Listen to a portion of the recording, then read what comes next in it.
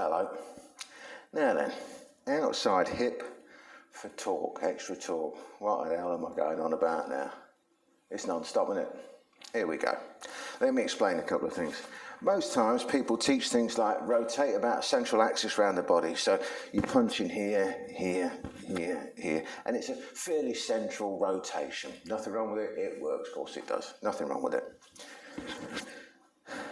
When you're looking for absolute power for self-defense situations, things like that, and you can use it in sports fighting as well, you move that axis of rotation to the outside hip, to the non-hitting side hip. I remember many years ago training with a great friend of mine, Pete Constein, and he's one of the best ever, if not the best ever, at that double hip, moving that central axis to that outside hip and using that movement to generate power and loads of it.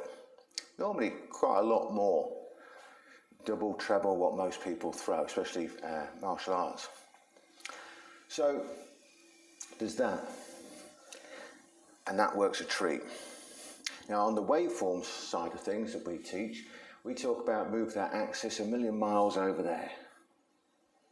So that if you imagine a clock going round, so you've moved this to the outside hip and your other hip's here, but imagine now that you're over here and you've moved it all the way over here so that the outside hip is, the outside hip's here, sorry, and as you rotate, if you've moved it all the way over there, it's got so much more, isn't it? So much more whip to it than just here. It's got all that extra leverage, all that extra torque.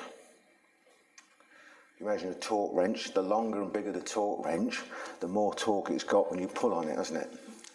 So think of the same thing for your punches. So you move your hip right, out a long, long way in your head so that it's out, miles out that way to get that extra torque in your punch.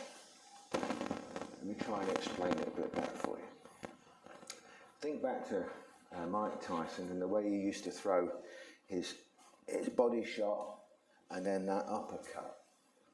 And you watch that, I'll just do it that way around.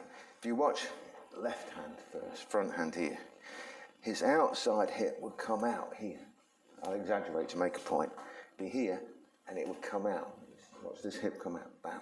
So he's moving that other hip a long way away to get extra torque. And that equals more power in the punch. So what you do is, if you look at a normal one first of all, if we go for central axis of rotation, just a steady hook. A good hook, nothing wrong. Ignore this hand, it's just to show you what I mean. Then we move to the outside hip, the opposite side hip. So it's here. Yeah. I know it's difficult for you to tell on a video like this, but I'm telling you that's a lot more powerful. You can feel it going in more. Then you move way outside. So you're effectively, if you like, you've got this anchor point here of that front foot, and this hip comes right out to allow more torque to go in. This hand, ignore, it's not up here just to show you can see more clearly what's going on. So as you move it further out that way, you get even more with it for the same level of effort.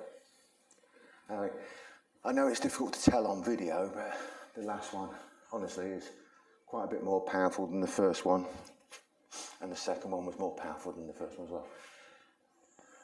And it's not me deliberately making the first one less powerful or whatever like that. It's the same amount of effort and you get more power. Now, we make no excuse for the fact it's a learned skill because we're always taught bang, bang, bang, bang. And then to move the hip is a learned skill, but it doesn't take long. And it's one of those things, it's a bit like you get a feel for it. It's like riding a bike, okay? First times you try, you keep falling off and you're wobbling about all over the place until you suddenly get it and all of a sudden you can ride the bike. And it's that simple. And once you can ride the bike, Doesn't matter if you don't ride the bike for years. When you come back, you can still ride it, can't you? You might wobble a little bit, but you can still ride it. And it's the same with these sort of things. Everything we teach, I make no excuse for the fact you've got to learn it and train it. But once you've got it, and you'll get it quick, you've got it forever, haven't you? You've got it forever. So anyway, so that's using the outside hip for extra torque.